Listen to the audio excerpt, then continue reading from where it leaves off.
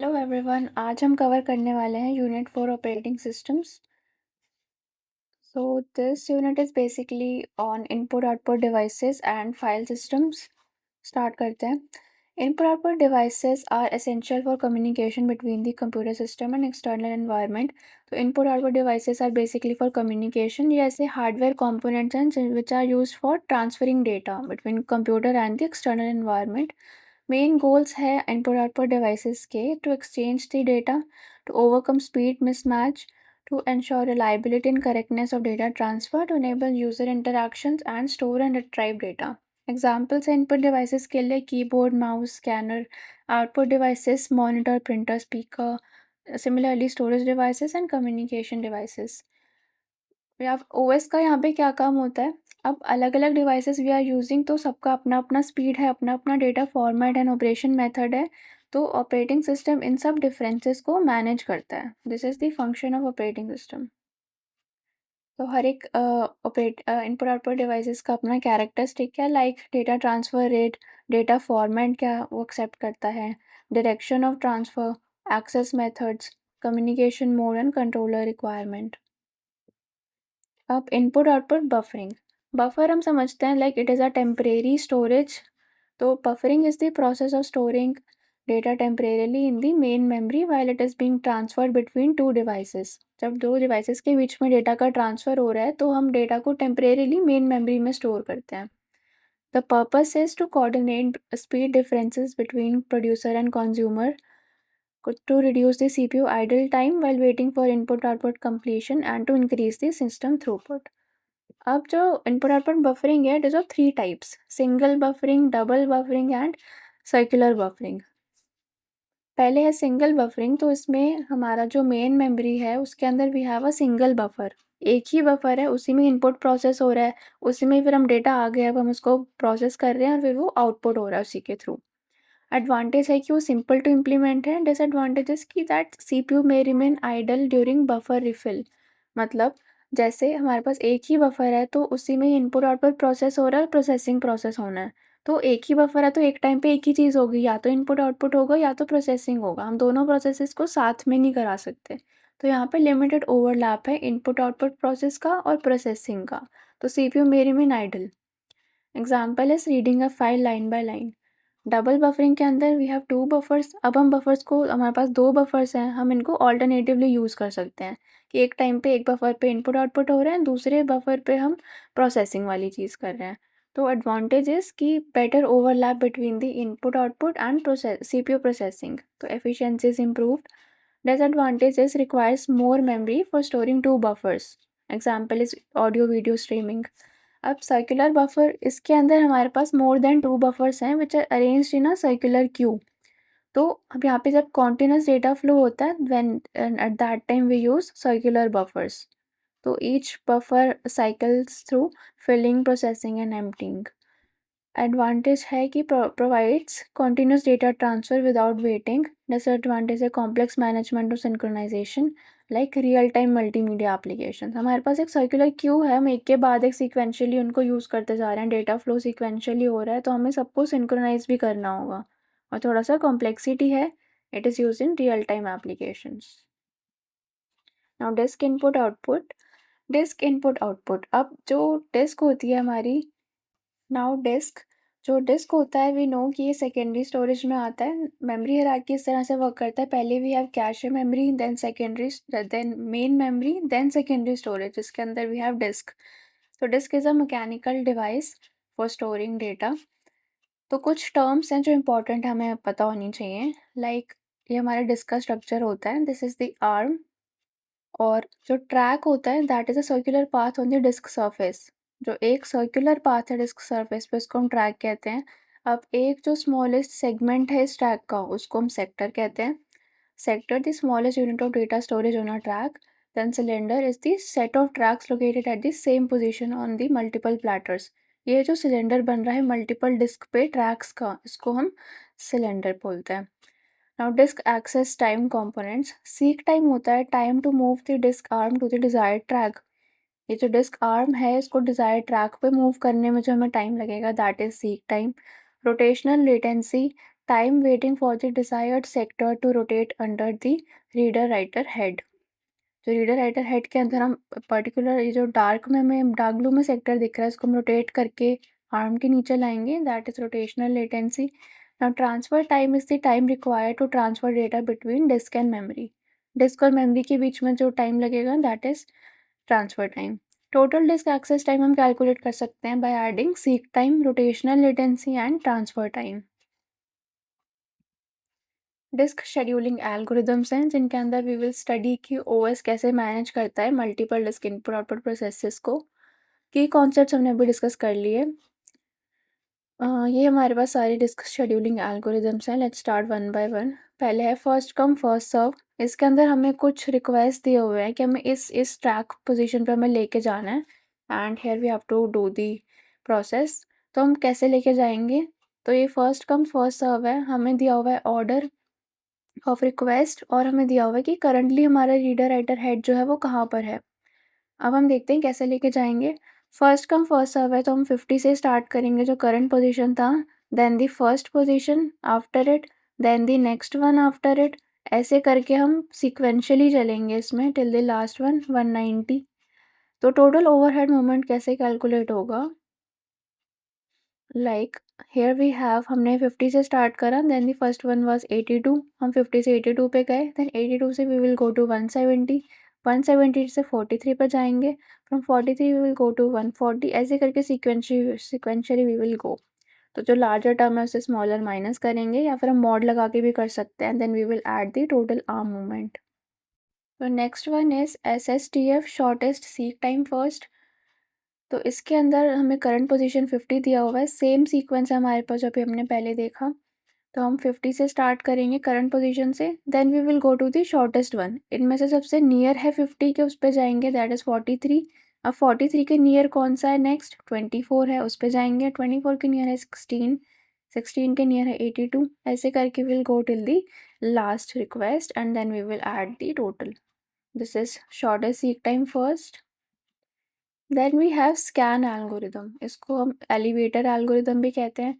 इसमें हम current position से स्टार्ट करेंगे and then we will go till the last track जो हमारे डिस्क में अवेलेबल है। लाइक हमारे पास 200 ट्रैक्स का डिस्क है 0 to 199। तो हम एक डायरेक्शन से जहाँ से हमारी करंट पोजीशन है वहाँ से स्टार्ट होंगे and then we will move to the end of the one direction. Like हमें मेंशन है यहाँ पे कि टुवर्ड्स दी लार्जर वैल्यू की तरफ हम पूरा डिस्क में एंड तक जाएंगे and then to the next side of the disk जहाँ पे हमारी लास्ट वैल्यू है। लास्ट हमारी यहाँ पे थी 16, तो उसकी इस एंड पे हमारे पास last value to be traversed है 16, तो वहाँ तक जाएंगे।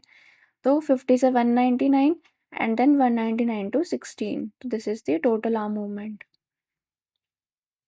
नाउ सी स्कैन, इसमें क्या होगा कि हम एक साइड में पूरा एंड तक ही आ रहे हैं डिस्क के टिल दी 199 और हम दूसरी साइड में भी पूरा डिस्क के एंड पे जा रहे हैं, ना कि सिर्फ उस वैल्यू पे जाके। हम पूरा डिस्क के एंड में आ रहे हैं and then we are proceeding towards the current index वाली वैल्यूज। अब उसके पास जोन सी बची हैं हम उनको एक एक करके रिक्वेस्ट को प्रोसेस करेंगे। तो मतलब 199 माइनस 50 यानी कि हम 50 से पूरा डिस्क के वन एंड पे गए 199 तक, 199 से पूरा ज़ीरो पर आएंगे एंड देन वहाँ से हम 50 के नियर वाले इंडेक्स पे जाएंगे, दैट इज़ 43। फिर सबको हम ऐड कर देंगे, that is C scan algorithm. Now look, इसके अंदर हम करंट पोजीशन से स्टार्ट करके सिर्फ उसी तक जाएंगे एक एंड पे जहाँ तक हमें रिक्वेस्ट को प्रोसेस करना था। हमारे पास 199 तक जाने की ज़रूरत नहीं है because the last request is 190। तो 190 तक जाएंगे एंड देन हम 116 तक जाएंगे। तो इस एंड पे हमें लास्ट रिक्वेस्ट था जहाँ तक प्रोसेस करना था उस तक जाएंगे। 50 to 190, देन 190 to 16। इससे हम कैलकुलेट करेंगे total arm distance. C look algorithm, इसके अंदर हम करंट पोजीशन से स्टार्ट करके we will go till the required position. एक एंड पे 190 तक जाना था, देन हमें दूसरे एंड पे 16 तक जाना था, देन 16 के बाद हम जो करंट पोजीशन के नियरेस्ट वाले रिक्वेस्ट थे उन पे जाएंगे। Means we are not going till to the towards the complete ends, हम सिर्फ जिस वैल्यू तक जाना है उसी वैल्यू तक जा रहे हैं and then we are coming back towards the current position. This is the C look algorithm. तो ऐसे ही हमारे पास क्वेश्चन आएगा, वो हमें एक ट्रैक नंबर्स दिए होंगे, करंट टोटल ट्रैक्स दिए होंगे, हमें इनिशियल पोजीशन दिया होगा कहाँ पर है, और हमें सारे एल्गोरिदम्स लगा सकते हैं हम उस पे, and we can calculate the total head movement of by the each algorithm. Next topic है फाइल सिस्टम। फाइल सिस्टम एक लॉजिकल स्टोरेज यूनिट है which is managed by the operating system to store, retrieve, organise and manage files on a storage device.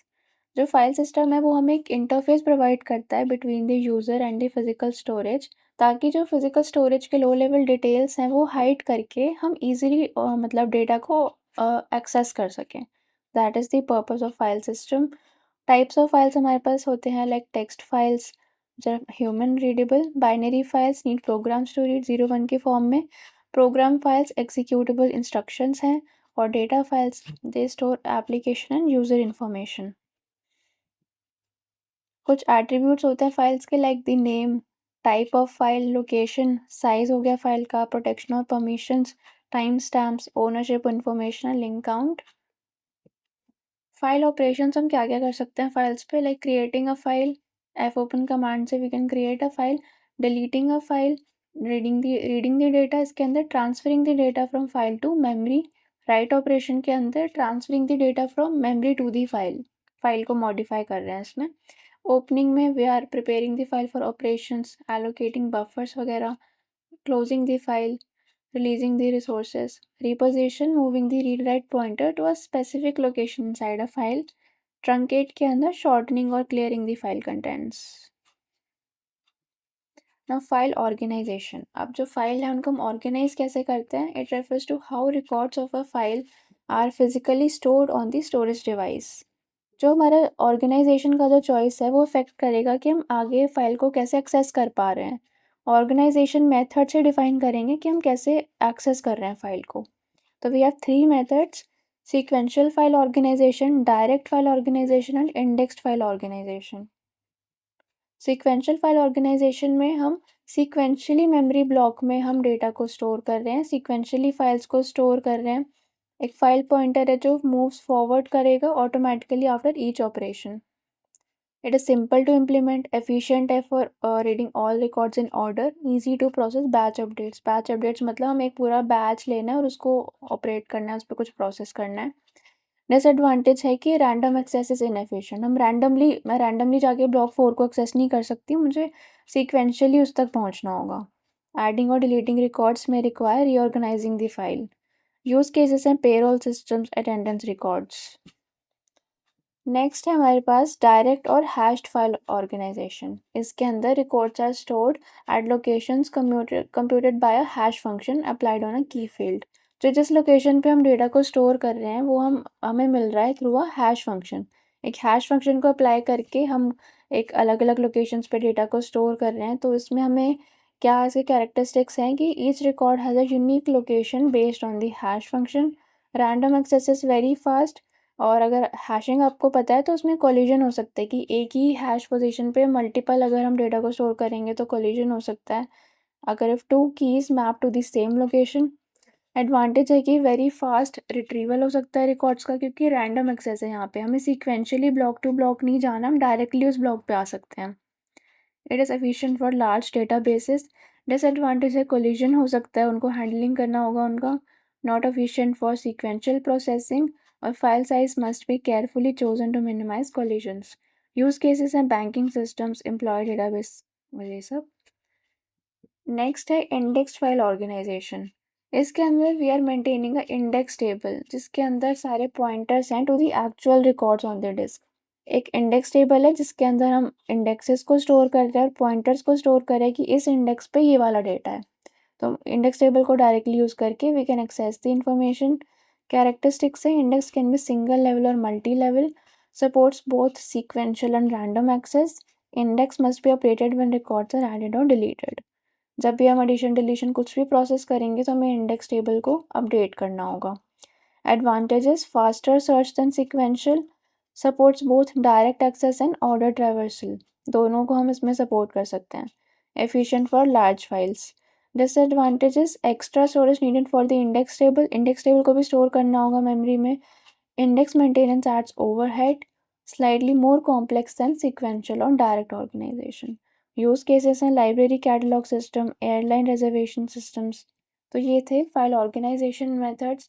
अब file access methods, अब उसी पे depend करता है, जैसे हमने उसको ऑर्गेनाइज करा हम उसी के जैसे तरीके से हम उसको एक्सेस भी करेंगे।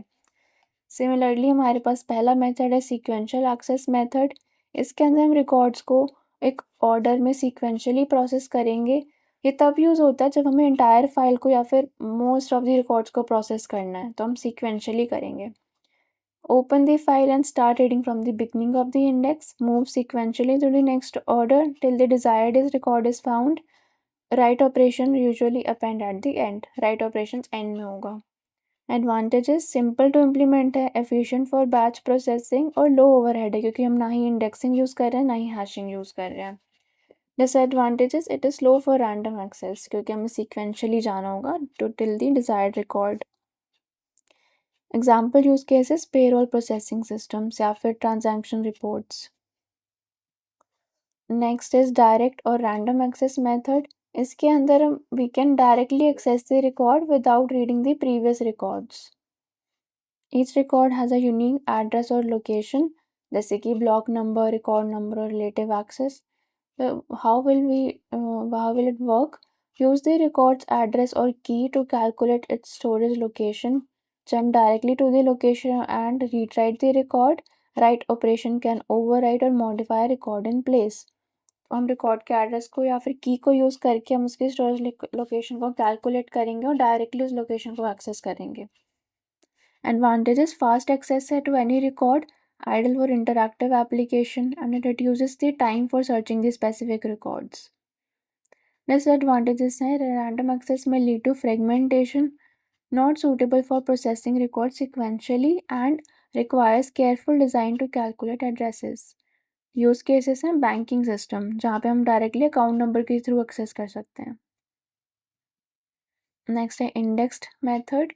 तो इसके अंदर we are using a separate index to map keys to record locations, combines benefit of sequential and direct access. Records can be retrieved either sequentially or directly using the index. हम index table में जो index है हर record का, हम उसको use करके हम directly या फिर सिक्वेंशियली हम उसको एक्सेस कर सकते हैं। इंडेक्स टेबल मेंटेन करना होगा। To access a record, search the index for the key, follow the pointer to the record's physical location. Sequential traversal is possible by scanning the index in order. Advantage है कि इससे हम दोनों direct और sequential access को कर सकते हैं। It is faster than the sequential search, flexible for complex queries. Disadvantage: extra storage चाहिए इंडेक्स टेबल के लिए, index needs maintenance during insert या डिलीट, हमें इंडेक्स टेबल को बार बार हमें अपडेटेड रखना होगा। Slightly more complex than the sequential and direct access methods. Use cases and library management system, database systems with index tables. Next topic is disk space allocation methods. जो हमारा disc है it is divided into blocks. अब हम उन blocks में हम files को store कर रहे हैं, अब हम उनको कैसे स्टोर करेंगे वो डिफाइन होता है डिस्क स्पेस एलोकेशन मेथड से। हमारे पास 3 मेथड्स हैं। First is contiguous allocation. Each file is stored in a consecutive disk blocks. जैसे ये हमारे फाइल्स हैं, file A is stored in contiguous blocks, तो पिंक वाले हैं they are file A. Then यहाँ से 9th ब्लॉक से स्टार्ट हो रहा है फाइल बी, तो it is stored in contiguous blocks. तो this is contiguous allocation. It is fast, sequential and random access provide करता है, सिंपल टू इम्प्लीमेंट है। डिसएडवांटेजेस कि इसमें एक्सटर्नल फ्रेगमेंटेशन हो सकता है। हमने पहले भी पढ़ा था कि जैसे फाइल ए और बी के बीच में वी हैव दीज 4 ब्लॉक्स जो कि वेकेंट है, यहाँ पे कोई डेटा भी नहीं है। बट अगर मुझे कोई 5 ब्लॉक्स लेने वाला कोई फाइल स्टोर करना है, बट वो मैं यहाँ पे नहीं कर पाऊँगी बिकॉज यहाँ पे 4 ब्लॉक्स हैं। टोटली देखें तो हमारे पास हैं 5 ब्लॉक्स, बट कॉन्टीन्यूसली नहीं है, इसलिए हम यहाँ पे स्टोर नहीं कर सकते। External fragmentation is a disadvantage और file size must be known in advance, और अगर हम रीसाइज कर रहे हैं तो हमें फाइल को मूव करना पड़ सकता है। Use cases: simple file systems जहाँ पे file size is predictable. Linked allocation, इसके अंदर we have each file as a linked list of disk blocks. Each block contains a pointer to the next block. एक block है, it has the pointer to the next block and then the next block has the pointer to the next one. Linked list की तरह हम store करते हैं। Advantages: no external fragmentation, files can easily grow dynamically. Disadvantage random access slow हो सकता है क्योंकि हमें पॉइंटर के हिसाब से चलना होगा और थोड़ा सीक्वेंशियली ट्रैवर्स करना होगा। पॉइंटर्स भी एक्स्ट्रा स्पेस लेंगे for storing. Use cases. Next method है लिंक्ड एलोकेशन। तो इसके अंदर each file is a linked list of disk blocks where each block contains a pointer to the next block. एक block है, it has the pointer for the next block और उसके पास pointer है for the next block. तो advantages हैं कि कोई एक्सटर्नल फ्रेगमेंटेशन नहीं होगा, files can grow in size dynamically. Disadvantage random access is slow because blocks must be traversed sequentially. हमें एक के बाद एक पॉइंटर के हिसाब से चलना होगा। Pointers also use extra space. तो यूज केस है systems where files grow unpredictably like log files, जहाँ पे हम साइज को प्रिडिक्ट नहीं कर सकते। अगला है index allocation. We have a special index block which is containing pointers to all the blocks of a file. जैसे कि हमारे पास एक ब्लॉक है that is the index block, इसके पास बाकी सारे ब्लॉक्स का इंडेक्स है, उसके अकॉर्डिंग हम ट्रेवर्स करेंगे। Advantages supports both sequential and direct access, efficient for large files. Disadvantage extra space लगेगा फॉर इंडेक्स ब्लॉक ऑल्सो और index must be updated on each operation like insertion and deletion के बाद we have to update that index block. use cases in the database systems or large applications that need fast access. Next topic is directory structure. Directory क्या होता है? It is a special type of file which contains information about the file. तो एक special type of file है जिसमें file information होता है, जैसे कि फाइल का name, meta data like file type, size, creation date, owner, ये सब इंफॉर्मेशंस। तो डायरेक्टरी जो है it helps the users organize files in a proper logical way and ensure fast file searching and retrieval. तो types and directory structure के single level, two level, tree structured, acyclic graph and general graph. एक एक करके देखेंगे सबको। Single level directory में क्या होगा? All files are stored in one single directory. Single directory है, उसके अंदर we have different different files. It is very simple to implement और easy for small systems. Disadvantage है इसका कि नेम कॉन्फ्लिक्ट प्रॉब्लम, हम सेम नेम की files नहीं स्टोर कर सकते। All files must have unique names, तो मल्टी यूज़र सिस्टम्स के लिए सूटेबल नहीं है ये। नाउ टू लेवल डायरेक्टरी ये इन दोनों प्रॉब्लम्स को डील करेगा। इसके अंदर we have a master directory, उसके अंदर देयर आर यूज़र डायरेक्टरीज और यूज़र्स के files under their user directory. तो इसके अंदर सेम नेम फाइल हो सकती है। Each user can use same file name inside his own directory और cannot create sub directories inside this user file directory. तो यूज़र फाइल डायरेक्टरी के अंदर हम इसके और हायरार्की को डेवलप नहीं कर सकते। This is the last level. So two level, master directory and user directory levels. Tree structure directory के अंदर क्या होगा? ये सबसे मोस्ट वाइडली यूज्ड डिज़ाइन है और इसके अंदर हायरार्की होगा लाइक दिस। एक इन्वर्टेड ट्री की तरह हायरार्की होगा। रूट डायरेक्टरी होगी एंड देन दे आर नीचे जाके ब्रांचेस हैं, यूज़र डायरेक्टरी और उसके अंदर फाइल्स एंड सब डायरेक्टरीज हैं। This is the tree structure directory, root directory at the top and branches represent more directories and subdirectories. Acyclic graph directory, इसके अंदर it allows sharing of files and directories between different users. एक file है, it can be shared between multiple users, share कर सकते हैं, but a file और directory में appear in multiple pages via link और साइकिल्स अलाउड नहीं है। ए साइक्लिक ग्राफ डायरेक्टरी है तो cycles are not allowed, it prevents infinite loops. General graph directory इसे भी ए साइक्लिक ग्राफ की तरह है बट इट अलाउज साइकिल्स। यहाँ पे साइकिल्स हो सकते हैं। ये पावरफुल है बट कॉम्प्लेक्स है। It needs garbage collection methods and reference counting to detect the orphan files जो किसी डायरेक्टरी के अंडर नहीं आ रहे हैं। अभी तक हमने देखा कि फाइल्स क्या होते हैं, हम उनको ऑर्गेनाइज कैसे कर रहे हैं, हम उनको मैनेज कैसे कर रहे हैं, एक्सेस मेथड्स क्या हैं। Now we will discuss free disk management. जो हमारे पास फ्री स्पेस है उन फाइल्स में डिस्क पे, तो हम उसको कैसे मैनेज करेंगे। It is to reduce the space release from the deleting of files. उसके लिए भी हमारे पास चार मेथड्स हैं। First is bit map. यहाँ पे हम एक बिट मैप और बिट वेक्टर को मेंटेन करेंगे जो कि कलेक्शन ऑफ बिट्स है, जहाँ पे बिट हैं 0 और 1। 0 इंडिकेट कर रहा है कि block is free and 1 indicates an it is an allocated block. तो हर एक बिट एक ब्लॉक को रिप्रेजेंट करेगा। अगर 0 है दैट मीन्स ब्लॉक फ्री है 1 है, दैट मीन्स वो ब्लॉक एलोकेटेड है। यहाँ पे हमारे पास कुछ ब्लॉक्स हैं, green ones are the ones who are allocated, white ones are free. तो क्या बिट मैप होगा यहाँ पे? 1 for the allocated blocks, 0 for the free blocks. ऐसे करके we can get the bit map. Next है linked list of free blocks. यहाँ पे जो फ्री ब्लॉक्स है उनको हम लिंक लिस्ट की तरह मैनेज करेंगे। All free blocks are linked together using pointers. Each free block contains the address of the next free block और OS keeps pointer to the first free block. First free block का pointer OS के पास है और हर ब्लॉक के पास नेक्स्ट फ्री ब्लॉक का पॉइंटर है।